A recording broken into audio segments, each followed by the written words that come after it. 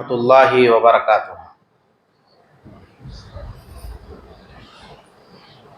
ان الحمد للہ نحمده ونستعینه ونستغفره ونعوذ باللہ من شرور انفسنا ومن سیئات اعمالنا من يهده الله فلا مضل له ومن يضلله فلا هادي له وأشهد أن لا إله إلا الله وحده لا شريك له وأشهد أن محمدا عبده ورسوله أما بعد أعوذ بالله من الشيطان الرجيم بسم الله الرحمن الرحيم يا أيها الذين آمنوا اتقوا الله حق تقاته ولا تموتن إلا وأنتم مسلمون يا أيها الناس اتقوا ربكم الذي خلقكم من نفس واحدة وخلق منها زوجها وبث منهما رجالا كثيرا ونساء واتقوا الله الذي تساءلون به والأرحام إن الله كان عليكم رقيبا يا أيها الذين آمنوا اتقوا الله وقولوا قولا سديدا يصلح لكم أعمالكم ويغفر لكم ذنوبكم ومن يطع الله ورسوله فقد فاز فوزا عظيما وقال الله تبارك وتعالى في موضع آخر بسم الله الرحمن الرحيم وأن هذا صراطي مستقيما فاتبعوه ولا تتبعوا السبل فتفرق بكم عن سبيله سبحانك لا علم لنا إلا ما علمتنا إنك أنت العليم الحكيم رب اشرح لي صدري ويسر لي أمري واحلل عقدة من لساني يفقهوا قولي رب زدني علما رب زدني علما اللهم ربي زدني علما اللهم انفعنا بما علمتنا وعلمنا ما ينفعنا وزدنا علما اللهم انفعنا بما علمتنا وعلمنا ما ينفعنا وزدنا علما اللهم انفعنا بما علمتنا وعلمنا ما ينفعنا وزدنا علما۔ محترم و مکرم حاضرین جمعہ، نوجوانان اسلام، بزرگان ملت، خواتین اسلام، ہر طرح کی حمد و ثنا، ہر قسم کی تعریف و توصیف، کبریائی و بڑائی اللہ بزرگ و برتر کے لیے لائق و زیبا ہے، جو ہم تمام مخلوقات کا پالنہار ہے۔ اسی کے قبضۂ قدرت میں ہم تمام مخلوقات کی جانیں محفوظ ہیں۔ وہی حی ہے، قیوم ہے،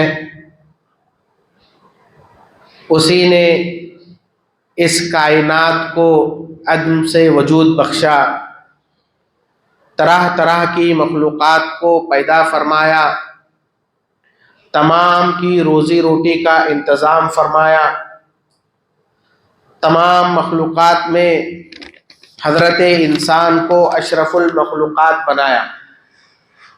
ہم انسانوں کو اشرف المخلوقات بنا کر ایسے ہی نہیں چھوڑا، بلکہ ہماری ہدایت ہماری رہنمائی اور ہماری رہبری کے لیے نبیوں اور رسولوں کا لمبا سلسلہ جاری فرمایا۔ سلسلہ نبوت کی آخری کڑی احمد مجتبی محمد مصطفیٰ صلی اللہ علیہ وسلم کو ہماری ہدایت اور رہنمائی کے لیے مبعوث فرمایا۔ اللہ رب ذوالجلال والاکرام کا ہم انسانوں پر بہت بڑا احسان ہے، بہت بڑا انعام و اکرام ہے کہ اللہ نے ہمیں ایمان جیسی عظیم دولت عنایت فرمائی، کتاب و سنت پر عمل کرنے والے بنایا اور اپنے حقوق کو ادا کرنے والا بنایا۔ اللہ تبارک و تعالیٰ کے اس عظیم انعام پر اگر ہم پوری زندگی بھر اس کی اطاعت اور فرما برداری کرتے رہیں، زندگی ختم ہو جائے گی لیکن اللہ تبارک و تعالیٰ کا حق ہم کما حق و ادا نہیں کر سکیں۔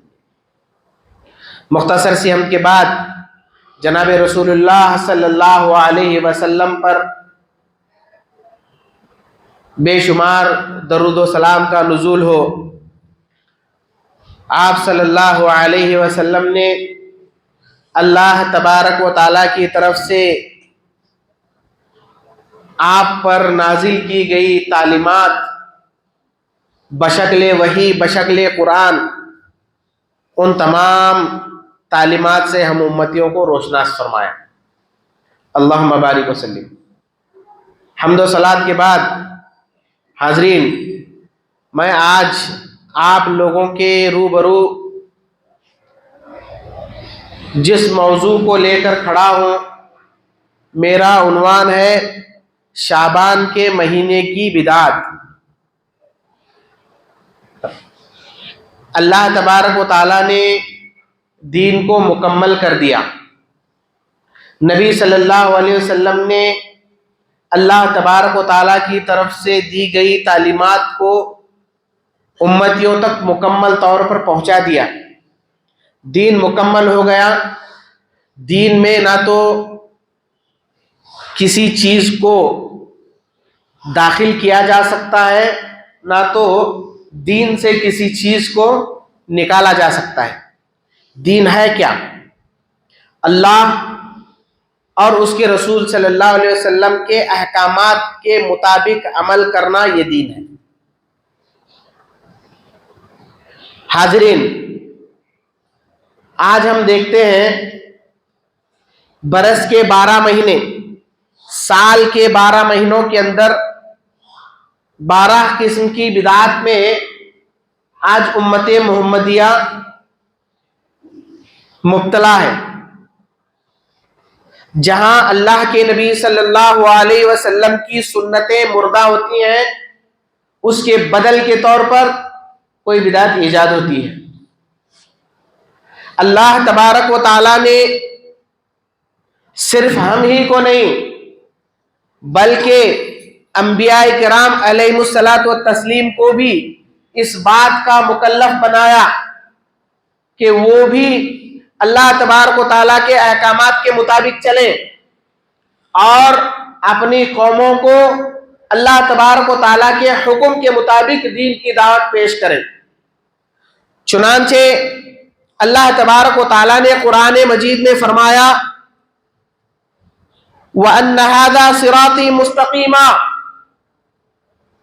اللہ تعالیٰ فرماتا ہے کہ یہ میرا راستہ صراط مستقیم ہے، تم اس کی اتباع کرو، اس کے علاوہ کسی دوسرے راستے کی اتباع نہ کرو۔ وَلَا تَتَّبِعُوا السُّبُلَ فَتَفَرَّقَ بِكُمْ، تم اس راستے کے علاوہ کسی دوسرے راستے کی اتباع نہ کرو۔ اللہ تبارک و تعالیٰ نے اس بات کی ہمیں وصیت کی، اور یہاں تک کہ اللہ تبارک و تعالیٰ نے فرمایا کہ اگر تم متقی ہو تو اس بات پر عمل کرو گے۔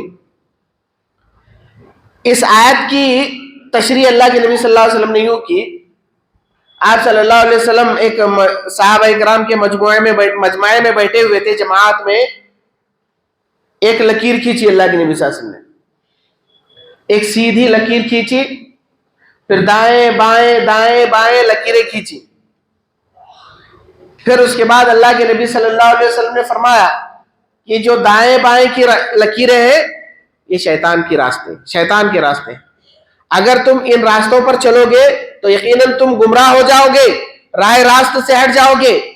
پھر اس کے بعد اللہ کے نبی صلی اللہ علیہ وسلم نے بیچ والی لکیر کی طرف اشارہ کرتے ہوئے فرمایا وَأَنَّ هَذَا صِرَاطِي مُسْتَقِيمًا، یہ وہی راستہ ہے جو صراط مستقیم ہے، یہ میرا راستہ ہے، اس راستے کو تم اختیار کرو. ایک حدیث میں اللہ کے نبی صلی اللہ علیہ وسلم نے فرمایا من عمل عملا لیس علیہ امرنا فہو رد. آپ صلی اللہ علیہ وسلم فرماتے ہیں جس نے کوئی ایسا عمل کیا اس عمل پر ہماری تصدیقی مہر نہ ہو وہ عمل ریجیکٹڈ ہے، وہ عمل مردود ہے، اس عمل کی کوئی بھی ویلیو نہیں ہے، اس عمل کی کوئی اہمیت نہیں ہے. اب ہم یہاں رک کر تھوڑا اس حدیث پر تبصرہ کرتے ہیں کہ اللہ کے نبی صلی اللہ علیہ وسلم نے فرمایا کہ شریعت میں کوئی بھی عمل، شریعت کا کوئی بھی عمل، چاہے نماز ہو، چاہے روزہ ہو، چاہے کسی بھی قسم کی عبادت کیوں نہ ہو، اگر اس عبادت کو، اس عمل کو، اس نیک کام کو اگر ہم رسول اللہ صلی اللہ علیہ وسلم کے بتائے ہوئے طریقے کے مطابق کرتے ہیں، رسول اللہ صلی اللہ علیہ وسلم کے حکم کے مطابق کرتے ہیں تو وہ عمل قابل قبول ہے. اگر ہم کسی نیک عمل کو جو ہمیں بہت اچھا لگتا ہے، مثال کے طور پر اب اللہ تبارک و تعالیٰ نے دن میں 5 وقت کی نماز ہمارے اوپر فرض کی ہے، میں یہ سوچوں گا کہ بھائی 5 وقت کیوں، مجھے نماز پڑھنے میں بہت مزہ آ رہا ہے، کیوں نہ میں 6 وقت کی نماز پڑھوں. بھائی نماز پڑھنا کوئی غلط کام ہے؟ نہیں ہے، غلط کام نہیں ہے، لیکن وہ عمل کیوں ریجیکٹڈ ہے؟ وہ عمل اس لیے کہ اللہ کے نبی صلی اللہ علیہ وسلم نے جتنا کرنے کا حکم دیا ہے اتنا ہی کرنا ہے. اس کو سنت کی اتباع کہا جاتا ہے، سنت کا التزام اسی کو کہا جاتا ہے. تو اللہ کے نبی صلی اللہ علیہ وسلم فرماتے ہیں من عمل عملا لیس علیہ امرنا فہو رد. ایک شخص کوئی بھی عمل کرے، کوئی بھی نیک عمل کیوں نہ کرے، اس عمل پر نبی صلی اللہ علیہ وسلم کی تصدیقی مہر نہیں ہے تو وہ عمل قابل قبول نہیں. وہ زندگی بھر کیوں نہ کرے آدمی، وہ عمل زندگی بھر کیوں نہ کرے، وہ عمل ریجیکٹڈ ہے، اس کا ذرہ برابر بھی ثواب نہیں ملے گا. وہ بدعت تو بدعت. اللہ کے نبی صلی اللہ علیہ وسلم نے خطبہ جمعہ میں ہمیں ایک حدیث سکھائی. ہر خطیب جو ہے خطبہ مسنونہ میں اس حدیث کو پڑھتا ہے. اللہ کے نبی صلی اللہ علیہ وسلم فرماتے ہیں کل بدعت ضلالہ، کل بدعت ضلالہ وکل ضلالۃ فی النار. اللہ کے نبی صلی اللہ علیہ وسلم فرماتے ہیں کہ ہر بدعت، ہر دین میں نئی چیز کا داخل کرنا، اندراج کرنا، وہ بدعت ہے، اور ہر بدعت گمراہی ہے. گمراہی کا ٹھکانہ جہنم ہے، ظاہر سی بات ہے. گمراہ انسان جہنم ہی کی طرف چلا جائے گا. اس لیے میرے بھائیوں ان احادیث سے بات واضح ہوتی ہے کہ کوئی بھی عمل ہمیں کرنا ہے تو اس عمل کے لیے نبوی کسوٹی پر تولنا بہت ضروری ہے. اللہ کے نبی صلی اللہ علیہ وسلم کے سنتوں پر ہمارا عمل چل رہا ہے یا نہیں، یہ ہمیں دیکھنا بہت ضروری ہے. اسی طریقے سے حدیث میں اللہ کے نبی صلی اللہ علیہ وسلم فرماتے ہیں من احدث فی امرنا هذا ما ليس منه فهو رد.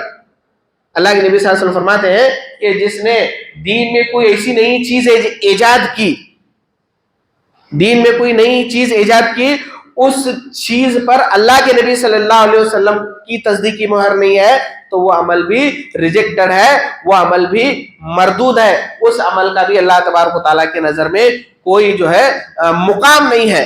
تو اللہ تبارک و تعالیٰ نے اللہ کے نبی صلی اللہ علیہ وسلم کو بلکہ انبیاء کرام علیہ السلام کو بھی اس بات کا مکلف بنایا، اس بات کا پابند بنایا کہ وہ اللہ ہی کے اطاعت کرے، وہ اللہ ہی کے حکم کے مطابق لوگوں کی رہنمائی کرے. اللہ تبارک و تعالیٰ قرآن مجید میں فرماتا ہے شرع لکم من الدین ما وصی بہ نوحا. اللہ تبارک و تعالیٰ فرماتا ہے کہ اللہ نے تمہارے لیے اسی دین کو مشروع قرار دیا ہے جس دین کو دے کر اللہ نے نوح کو بھیجا تھا۔ اتنا ہی نہیں، اللہ تبارک و تعالیٰ اور آگے فرماتا ہے کہ اللہ نے اس دین کو حضرت ابراہیم کو بھی دے کر بھیجا، موسیٰ اور عیسیٰ کو بھی دے کر بھیجا۔ وہ دین کیا تھا؟ وہ ان اقیموا الدین ولا تتفرقوا فیہ۔ اللہ تعالیٰ فرماتا ہے کہ اللہ نے موسیٰ کو، ابراہیم کو، موسیٰ کو، عیسیٰ کو، نوح کو جو دین دے کر بھیجا تھا، وہ دین اللہ تبارک و تعالیٰ کی طرف سے نازل کیا گیا دین ہے۔ اس دین کا قیام عمل میں لایا جائے، اس قانون کو جو ہے اس قانون کا قیام عمل میں لایا جائے۔ ہر نبی نے یہی کام کیا، اور اللہ تبارک و تعالیٰ نے ہر نبی کو اس بات کی تاکید کی، اس بات کا تاکید حکم دیا کہ وہ اللہ تبارک و تعالیٰ ہی کے دین کو قائم کرے، اور انبیاء کرام نے یہی کام کیا۔ تو اللہ تبارک و تعالیٰ فرماتا ہے کہ جس طرح پچھلے انبیاء نے اللہ تبارک و تعالیٰ کے دین کو قائم کیا، اس میں کسی بھی چیز کو اپنے طرف سے داخل نہیں کیا، اللہ نے نبی صلی اللہ علیہ وسلم کو یہی حکم دیا، اور نبی صلی اللہ علیہ وسلم نے ہم امتیوں کو یہی حکم دیا کہ تم دین کے اندر کوئی نئی چیز ایجاد نہ کرو۔ اگر کوئی دین کے اندر نئی چیز کو ایجاد کرے گا، وہ چیز ایک تو گمراہی ہے، بدعت ہے، اور وہ بدعت گمراہی کی طرف لے جائے گی، گمراہی کا ٹھکانہ جہنم ہے۔ تو میرے بھائیو، ان آیات اور احادیث کی روشنی میں آپ سے یہ عرض کرنا چاہتا ہوں کہ یہ جو مہینہ چل رہا ہے، یہ ماہ شعبان ہے۔ شعبان کے مہینے کے اندر بے شمار بدعتیں، خرافاتیں کی جاتی ہیں۔ شعبان کا جو مہینہ ہے، یہ ہجری سن کا 8واں مہینہ ہے۔ یہ ہجری سن کا، اسلامی سال کا جو ہے 8واں مہینہ ہے۔ اسلامی تعلیمات سے نا آشنا لوگ، اسلامی تعلیمات سے نا بلد لوگ اس مہینے کے اندر طرح طرح کی بدعات اور طرح طرح کی بدعقیدگیوں کا شکار ہوتے ہیں۔ خاص طور پر لوگوں کا یہ عقیدہ کہ شعبان کی 15ویں رات جو ہے، 15ویں جو رات جاگی جاتی ہے، 15 شعبان، یہ مغفرت کی رات ہے۔ یہ لوگوں کا نظریہ ہے۔ اتنا ہی نہیں، قبروں کی زیارت کرتے ہیں لوگ، روشنی چراغاں کرتے ہیں، مسجدوں کو سجاتے ہیں، حلوے وغیرہ پکاتے ہیں، اسی طریقے سے قبروں پر پھول چڑھاتے ہیں۔ اسی طریقے سے جو بیوہ عورتیں ہوتی ہیں، ان کا ایک عقیدہ ہے۔ ان کا عقیدہ کیا ہے؟ وہ عقیدہ یہ ہے کہ 15ویں شعبان کی رات میں جو ہے ان کے فوت شدہ شوہروں کی روحیں گھروں میں آتی ہیں، اس لیے ان کے من پسند حلوے، ان کے من پسند کھانے وغیرہ پکائے جاتے ہیں۔ عرف عام میں، ہمارے یہاں کے عام زبان میں، اس عید کو مردیاں کی عید کہتے ہیں۔ مردیاں کی عید، زندوں کی عیدوں کے ساتھ ساتھ مردوں کی بھی عید ہو رہی ہے۔ دیکھیے، اللہ اکبر، لوگوں کا عقیدہ کتنا کمزور ہو گیا ہے۔ انہی عقیدوں کے، انہی عقائد کے چلتے مسلمان جو ہے سب سے پچھڑ گیا ہے۔ اللہ تبارک و تعالیٰ نے، اللہ کے نبی صلی اللہ علیہ وسلم نے قوم مسلم کے متعلق کیا فرمایا تھا؟ ان اللہ یرفع بہذا الکتاب اقواما ویدعو بہ آخرین۔ اللہ کے نبی صلی اللہ علیہ وسلم نے فرمایا کہ قرآن پر عمل کرنے کی وجہ سے اللہ تبارک و تعالیٰ نے بہت سے قوموں کو سربلندی اور عزت نصیب فرمائی، دنیا کے حکمران بن گئے، دنیا کی انہوں نے حکمرانی کی۔ اور جب لوگوں نے قرآن مجید کی تعلیمات کو ترک کر دیا، قرآن مجید کی تعلیمات سے سبق لینا چھوڑ دیا، نفسانی خواہشات میں مبتلا ہو گئے، من مانی زندگی گزارنے لگے، ہوا کیا؟ وَيَدْعُو بِهِ آخرین، اللہ تبارک و تعالیٰ نے انہیں ذلیل و رسوا کر دیا۔ اور اللہ کے نبی صلی اللہ علیہ وسلم کی مشہور روایت ہے، آپ صلی اللہ علیہ وسلم فرماتے ہیں ترکت فیکم شیئین، ایک حدیث میں اللہ کے نبی صلی اللہ علیہ وسلم نے فرمایا ترکت فیکم امرین لن تزلوا ما تمسکتم بہما کتاب اللہ و سنت رسول اللہ۔ اللہ کے نبی صلی اللہ علیہ وسلم فرماتے ہیں کہ میں تمہارے درمیان دو چیزوں کو چھوڑ کر جا رہا ہوں، उन दोनों चीजों पर अगर तुम अमल पैरा रहोगे तो यकीन जानो दुनिया की कोई ताकत तुम्हें जलील और रुसवा नहीं कर सकती। वो दो चीजें क्या हैं? एक किताबुल्लाह, अल्लाह का कलाम, दूसरा नबी का फरमान। ये दो चीजें ऐसी हैं, ये दो चीजें ऐसी हैं, इसमें हमारी दुनियावी जिंदगी समा गई है, हमारी आखिरत समा गई है। इंसान हर चीज को ये ऐसा समंदर है, इसमें हर चीज इंसान तलाश कर सकता है। अपने उखरवी एतबार से, अपनी दुनियावी एतबार से हर तरह की कामयाबी किताब और सुन्नत में इंसान तलाश कर सकता है। लेकिन आज हमारा हाल क्या है? आज हमारा हाल यह है, वमन यब्तगी गैरल इस्लामी दीनन फलन युक़बल मिन्हु व फिल आखिरति मिनल खासिरीन। हमने अल्लाह के कलाम को पसे पुष्ट डाल दिया, नबी के फरमान को अपने पीठ पीछे डाल दिया। हमने किताब और सुन्नत को जो है हेज समझ लिया और दुनिया में जो है अपने तौर पर जीने लगे। तो अल्लाह तबारक व तआला का भी हुक्म आया। अल्लाह तबारक व तआला ने फरमाया कि जो अल्लाह तबारक व तआला के दीन के अलावा किसी दूसरी चीज में कामयाबी तलाश करने की कोशिश करेगा तो वो कामयाब तो नहीं होगा, लेकिन खसारा जरूर उठाएगा। आज उम्मत के खसारे का अलमिया यही है कि हमने अल्लाह के कलाम को तर्क कर दिया, नबी सल्लल्लाहु अलैहि वसल्लम की सुन्नतों को छोड़ दिया, दीन के नाम पर नई नई चीजों को हमने इजाद किया। शाबान का महीना, अभी रजब का महीना गया, उसमें भी बहुत से बिदातें हुई। इसी तरीके से मुहर्रमुल हराम का महीना आता है, उसमें भी बिदात। सफर का महीना आता है, उसमें तो तवाहुमात पर तवाहुमात, लोग शादी नहीं करते, ब्याह नहीं करते, खैर का काम नहीं करते, अच्छी तिजारत नहीं करते, बेशुमार बिदात आज मुसलमानों की बदअकीदगी पर मबनी है। आज बदअकीदगी का आलम यह है कि लोग जो है किसी भी काम करने से पहले कुंडली निकाल रहे हैं। अल्लाह अकबर। देखिए, ये हमारा काम नहीं है। ये ज़माने जाहिलियत में लोग क्या करते थे? ज़माने जाहिलियत में लोग जो है कोई अच्छा काम करने की कोई अच्छा काम करने का इरादा करते हैं तो दो चीजें उनके अंदर बहुत मशहूर थी, फेमस थी। वो क्या थी? पहला तरीका ये था कि तीर लेकर एक निशाना रखते, एक मुकर्ररा निशाना रखते, रख कर क्या है तीर चलाते। अगर तीर उस निशाने को पार कर जाती तो कहते कि मेरा काम हो जाएगा, मैं सक्सेसफुल हो जाऊंगा, और वो उस काम के लिए निकल पड़ते। अगर वो तीर जो है मुकर्ररा निशाने को निशाने से पहले ही गिर जाती तो नहुसत लेते कि मेरा काम नहीं होगा, बदफाली लेकर जो है वो काम छोड़ देते।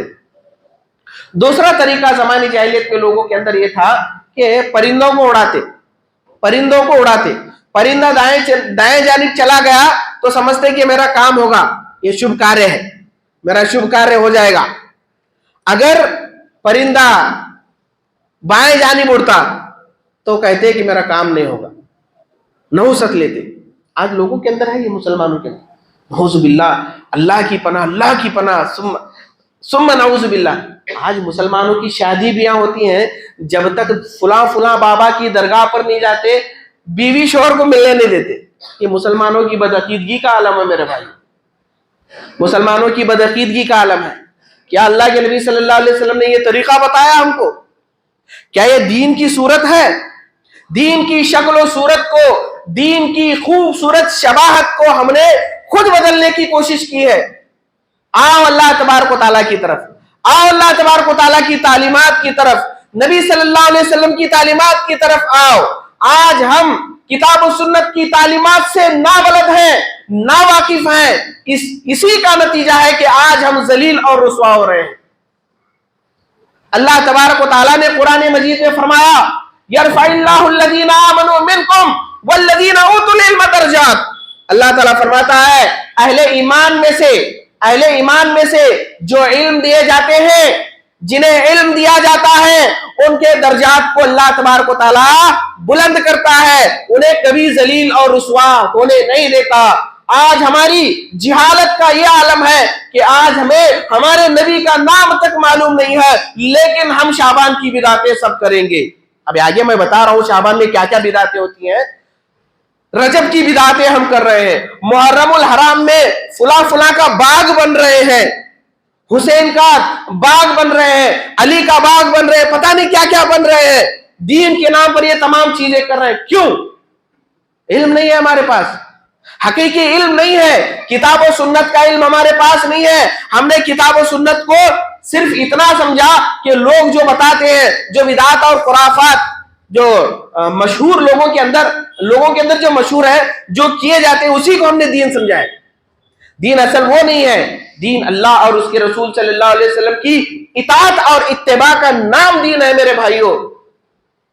تو میرے بھائیوں, بتانے کا مقصد یہ ہے کہ آج ہماری جہالت, لا علمی ہی کی وجہ سے اللہ تبارک و تعالیٰ نے ذلت ناک دور کو ہم پر مسلط کر دیا ہے.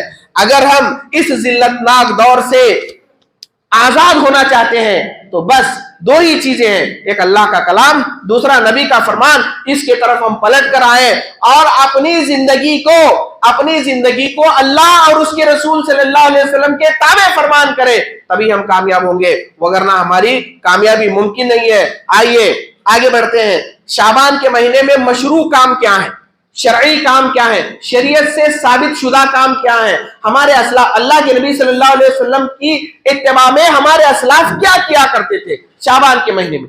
شعبان کے مہینے میں پہلا عمل ہے روزہ. شعبان کے مہینے میں پہلا عمل ہے روزہ رکھنا.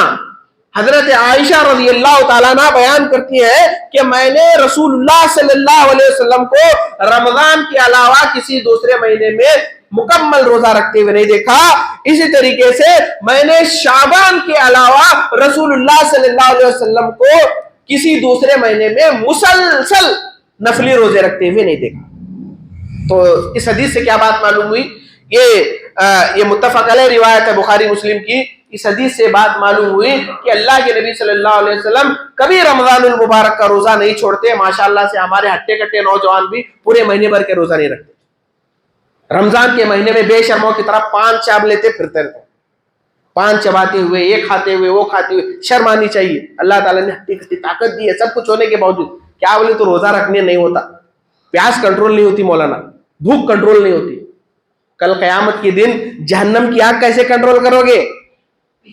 جہنم کی آگ بڑی ہے یا پیاس بڑی ہے؟ اس روزے کی حالت میں اگر آدمی مر بھی جائے, اللہ کے لیے جو روزہ رکھا جاتا ہے اس کے لیے آدمی مر بھی جائے, اللہ تبارک و تعالیٰ وہ موت بھی جو ہے اس روزے کے سامنے کچھ نہیں ہے. اللہ تبارک و تعالیٰ خود فرماتا ہے کہ فرض روزہ میرے لیے, میں اس کو کتنا اجر دوں گا مجھے ہی معلوم, بے شمار اجر. ہر عبادت کا اللہ نے اجر رکھا ہے, محدود رکھا ہے, لیکن روزے کا اجر اللہ نے نہیں رکھا. اب نفلی روزے کے بارے میں آتا ہے, بندہ ایک نفل روزہ عام ریگولر روزہ رمضان کا نہیں, وہ روزہ بندہ رکھتا ہے تو اللہ تبارک و تعالیٰ اس کے چہرے کو, یعنی اس کو جہنم کی آگ سے 70 سال کی مسافت کی دوری پر دور کر دیتا ہے. یعنی ابھی جہنم 70 سال دور ہے, 70 سال, یہاں سے 70 سال دور ہے جہنم, تبھی اللہ تبارک و تعالیٰ اس کو آزاد کر دیتا. نفلی روزے رکھنے کا ثواب ہے. اب اندازہ لگائیے فرض روزے کا, رمضان کے روزے کا کیا ہوگا. تو اس حدیث سے پتہ یہ چلا کہ رمضان المبارک کا روزہ اللہ کے نبی صلی اللہ علیہ وسلم کبھی نہیں چھوڑتے.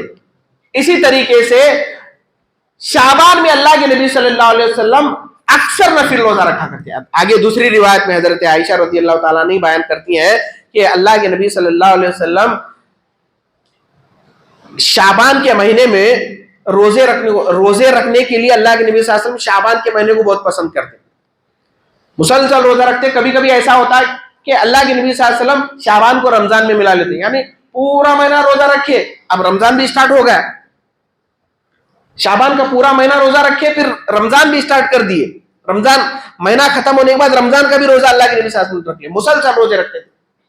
حضرت عائشہ رضی اللہ تعالیٰ عنہ بیان کرتی ہیں کہ میں بھی اللہ کے نبی صلی اللہ علیہ وسلم کا دیکھ کر کیا ہے شعبان کے مہینے میں روزے رکھنے کو بہت زیادہ پسند کرتی. کیوں؟ اس لیے کہ خاتون تھی, عورت تھی, عورتوں کو جو ہے ماہواری آتی ہے, وہ شرعی مسئلہ ہے, لہذا ان کے روزے رمضان میں چھوٹتے. تو عائشہ رضی اللہ تعالیٰ عنہ کہتی ہیں کہ میں اپنے قضا روزے شعبان میں مکمل کرتی, بقیہ وقت میں مجھے وقت نہیں ملتا تو شعبان کے مہینے میں پچھلے سال رمضان کے چھوٹے ہوئے روزوں کو میں قضا کر لیتی. تو پتہ کیا چلا پتہ یہ چلا کہ رمضان کے پہلے شعبان کا جو مہینہ ہے اس میں عمل صرف روزہ رکھنا ہے۔ اسی طریقے سے اسامہ بن زید رضی اللہ تعالیٰ عنہ حدیث کے راوی ہیں، نسائی کی روایت ہے، اللہ کے نبی صلی اللہ علیہ وسلم سے پوچھا کہ اللہ کے نبی صلی اللہ علیہ وسلم کیا وجہ ہے کہ آپ شعبان میں بہت زیادہ روزے رکھتے ہیں؟ اسامہ بن زید اللہ کے نبی صلی اللہ علیہ وسلم کے بڑے محبوب تھے، بڑے قریبی تھے، پوچھ لیا شعبان میں آپ بہت زیادہ روزے رکھتے ہیں، کیا وجہ؟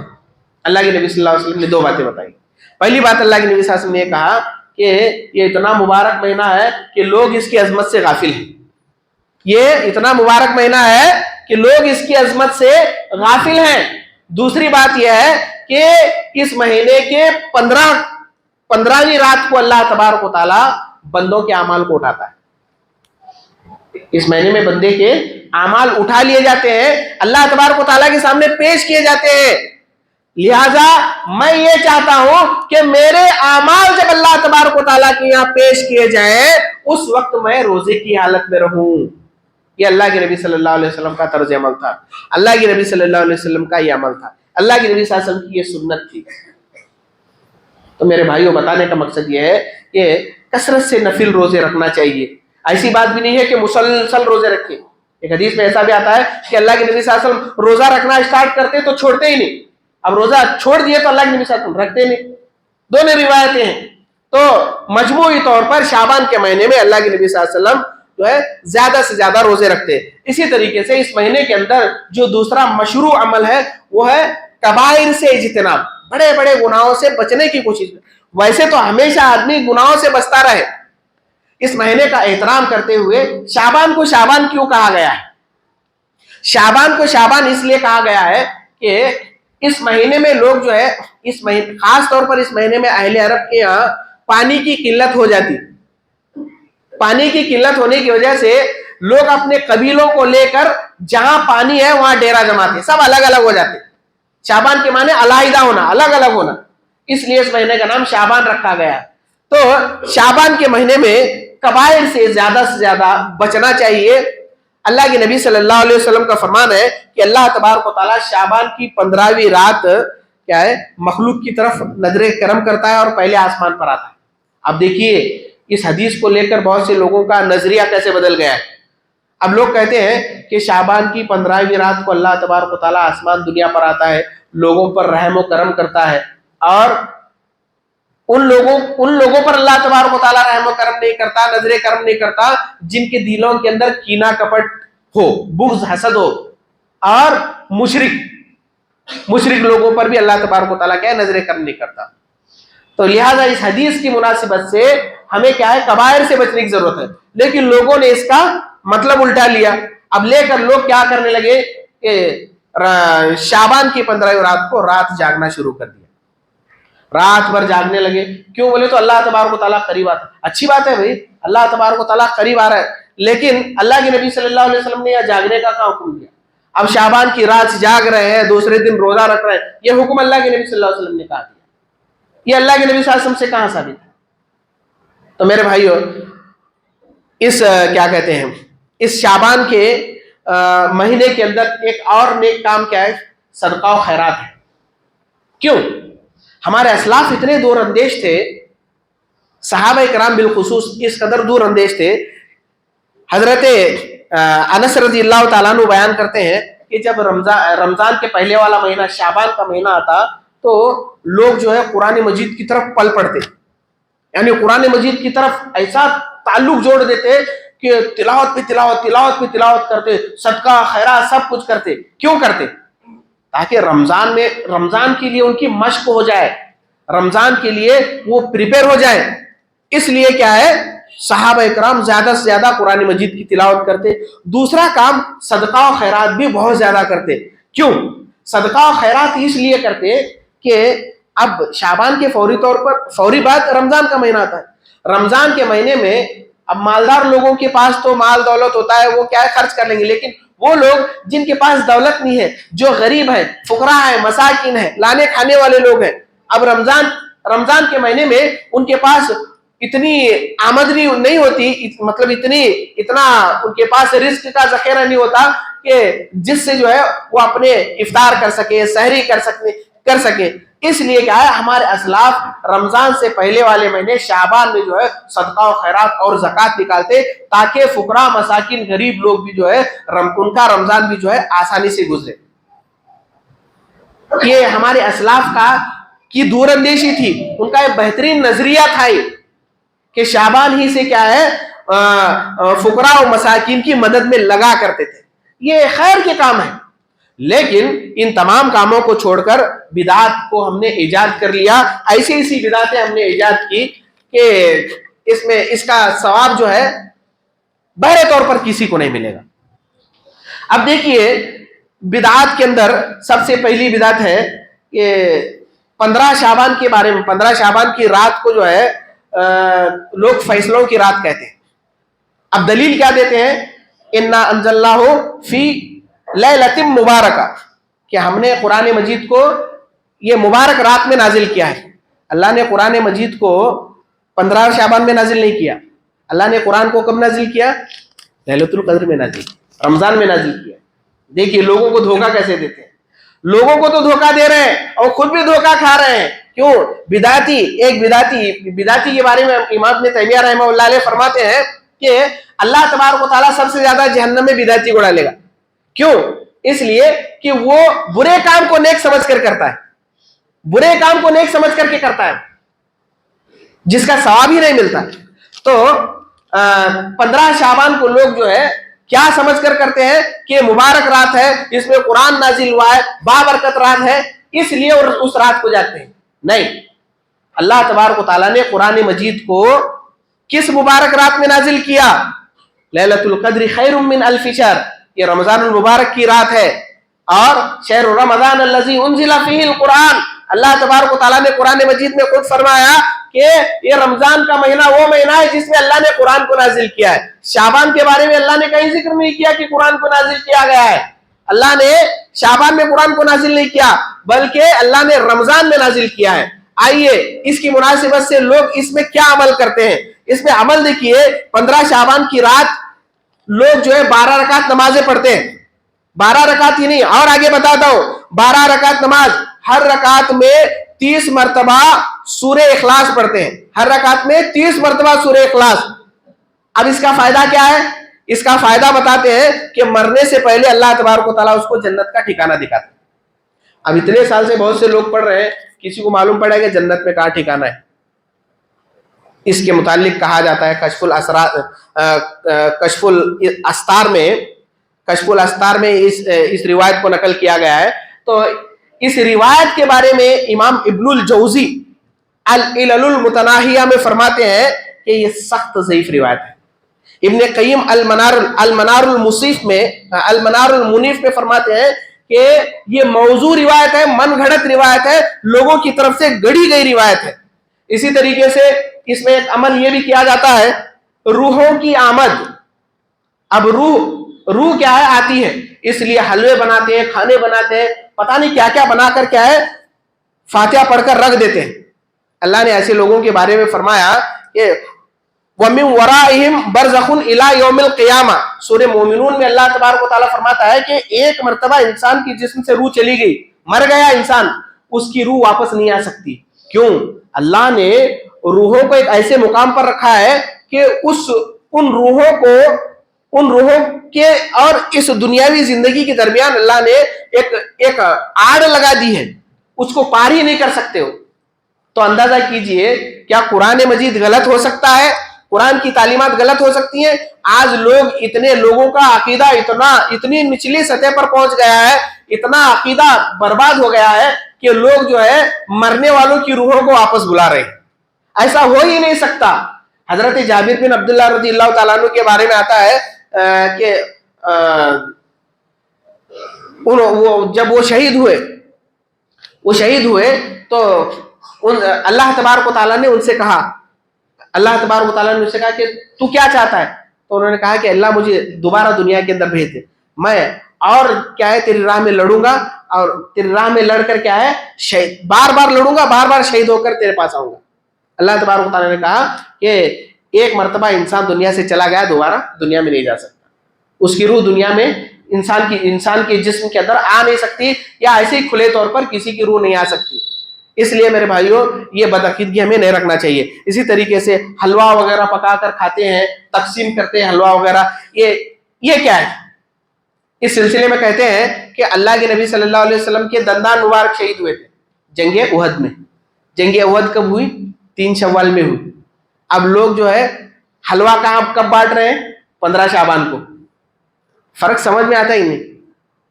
شعبان پہلے ہے، شوال بعد میں ہے. اللہ کے نبی صلی اللہ علیہ وسلم کے دندان مبارک، دانت مبارک جنگ احد میں 3 شوال میں ہوئے، شہید ہوئے تھے، یعنی دانت گرائے گئے تھے اللہ کے نبی صلی اللہ علیہ وسلم کے.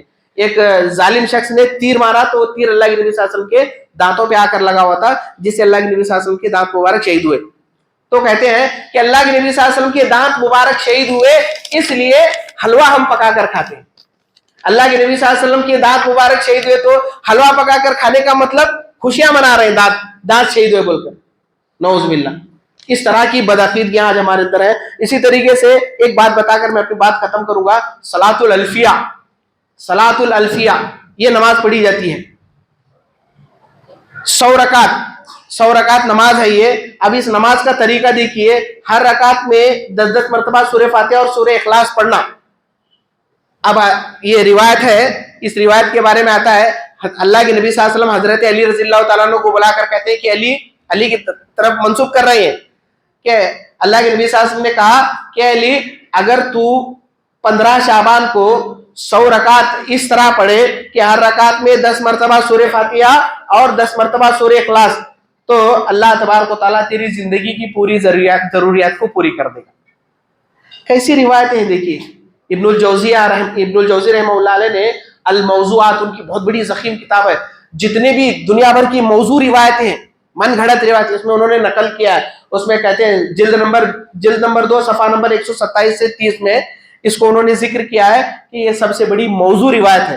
اتنا نہیں، امام شوکانی رحمہ اللہ علیہ نے اس حدیث کو موضوع قرار دیتے ہوئے کہتے ہیں کہ جس ثواب کا بیان اس قدر بڑا چڑھا کر کیا جا رہا ہے، اسی سے معلوم ہوتا ہے کہ یہ حدیث موضوع اور من گھڑت ہے. اتنا ہی نہیں، ابن قیم رحمہ اللہ علیہ فرماتے ہیں کہ یہ نماز 400 سال بعد، یعنی اللہ کے نبی صلی اللہ علیہ وسلم کے انتقال فرما جانے کے 400 سال بعد بیت المقدس میں ادا کی گئی. اس کو ادا کرنے والا شخص کون تھا؟ ایک امام مقدسی رحمہ اللہ علیہ فرماتے ہیں کہ صلاۃ الالفیہ کو ادا کرنے والا 447 ہجری میں ایک شخص تھا. 447 تک اس کا کوئی تصور نہیں تھا. ایک شخص نابلس کے علاقے سے ابن ابی الحمرہ، وہ بیت المقدس میں آیا 15 شعبان کو، آ کر نماز پڑھنے لگا. بڑی بہترین قرات تھی اس کی، خوبصورت آواز سے نماز پڑھنے لگا. لوگ اس کی آواز کو دیکھ کر اتنے شرزدہ ہو گئے، اتنے متاثر ہو گئے کہ اس کے پیچھے آ کر لوگ لگ گئے. اب اس نے باقاعدہ جماعت بنا کر نماز پڑھی.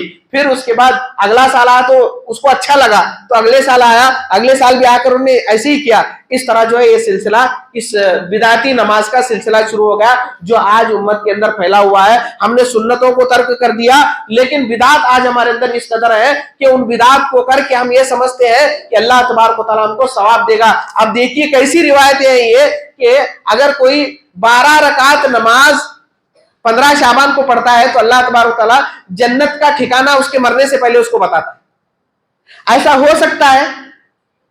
اللہ تبارک و تعالیٰ نے رمضان المبارک جیسے عظیم مہینے کی کئی خوبیوں کو بیان کیا، اس کے کئی ثوابوں کو اللہ تعالیٰ نے ذکر کیا. روزے کے بارے میں اللہ تعالیٰ نے خود کہا کہ اتنا ثواب دوں گا کہ میں ہی اس کو جانتا ہوں. اب لوگ من گھڑت روایتوں کو پیش کر کے لوگوں کو ایسے گمراہ کر رہے ہیں کہ اگر کوئی اس طرح کی بدعتی نماز پڑھتا ہے تو اس کو جنت میں جو ہے اللہ تعالیٰ جیتے جی اس کو جنت کا ٹھکانہ بتاتا ہے. یہ تمام بدعتیں ہیں، یہ خرافات ہیں، ان سے بچنا ہمارے لیے بہت ضروری ہے. صرف ہماری زندگی میں 2 ہی چیز معنی رکھنے والی ہے، وہ کیا ہے؟ ایک اللہ کا کلام، دوسرا نبی کا فرمان، کتاب و سنت، قرآن اور احادیث صحیحہ. یہی ہماری زندگی کے اندر بدلاؤ لا سکتی ہیں. ان کے علاوہ جتنی بھی چیزیں، جتنے بھی بدعات، جتنے بھی خرافات کریں گے ہم، اس کا ثواب ہم کو اللہ تبارک و تعالیٰ ہرگز نہیں دے گا. اس لیے میرے بھائیو، علم حاصل کرو، سمجھو، پڑھو. اللہ تبارک و تعالیٰ نے قرآن مجید کی سب سے پہلی وحی جو نازل کی وہ کس سلسلے میں نازل کی؟ اللہ نے کیا کہا؟ اقرا بسم ربک الذی خلق، پڑھنے کا حکم دیا اللہ تعالیٰ نے, پڑھنے کا حکم دیا اللہ تعالیٰ نے. کیوں؟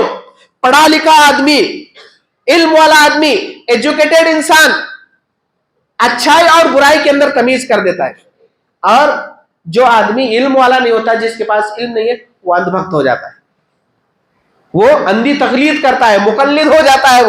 وہ اپنی تقلید کیا قلادہ اپنے گلے میں ایسے باندھ لیتا ہے کہ جو اس کا استاد جو اس کو کہہ رہا ہے, اس کا پیر, اس کا جو کچھ بھی ہے, اس کو مرشد اس کو جو کہہ رہا ہے, وہ اسی کی بات مانے گا. صحیح بات دنیا بھر کے علماء اس کو سمجھائے, وہ مانے گا نہیں. اس لیے میرے بھائیو, حق کی طرف آؤ, اللہ کے کلام کی طرف آؤ, کامیابی کی طرف آؤ. کامیابی اللہ اور اس کے رسول صلی اللہ علیہ وسلم کی تعلیمات میں مضمر ہے. اگر اس چیز کو چھوڑ کر دوسری جگہ اگر ہم کامیابی حاصل کرنے کی کوشش کریں گے, یہ ہماری خام خیالی ہے, ہم کو کامیابی نہیں ملے گی. بس انہی چند کلمات پر میں اپنی باتوں کو ختم کرتے ہوئے اللہ تبارک و تعالیٰ سے دعا کرتا ہوں کہ الہ العالمین ہمیں کہنے اور سننے سے زیادہ عمل صالح کرنے کی توفیق عطا فرما. الہ العالمین ہمیں تیری نافرمانی سے بچا. الہ العالمین تیرے سنتوں کو قائم اور دائم رکھنے کی توفیق عطا فرما. ہمیں ہر طرح کے بدعات اور خرافات سے بچا, ہر مہینے کے بدعات اور خرافات سے بچا. الہ العالمین کوئی بھی ہم عمل کرے, اس عمل کو تیرے کلام کی روشنی میں, تیرے نبی کے فرمان کی روشنی میں تولنے کی توفیق عطا فرما, پھر اس کے بعد اس پر عمل کرنے کی توفیق عطا فرما. سبحان ربک رب العزت عما یصفون وسلام علی المرسلین والحمد للہ رب العالمین. السلام ان الحمد للہ نحمده ونستعینه ونستغفره ونعوذ باللہ من شرور انفسنا ومن سیئات اعمالنا من يهده الله فلا مضل له ومن يضلل فلا هادي له واشهد ان لا اله الا الله وحده لا شريك له واشهد ان محمدا عبده ورسوله. اما بعد ان الله يأمركم بالعدل والاحسان وايتاء ذي القربى وينهى عن الفحشاء والمنكر والبغي يعظكم لعلكم تذكرون. اذكروا الله يذكركم ودعوه يستجب لكم والله يعلم ما تصنعون.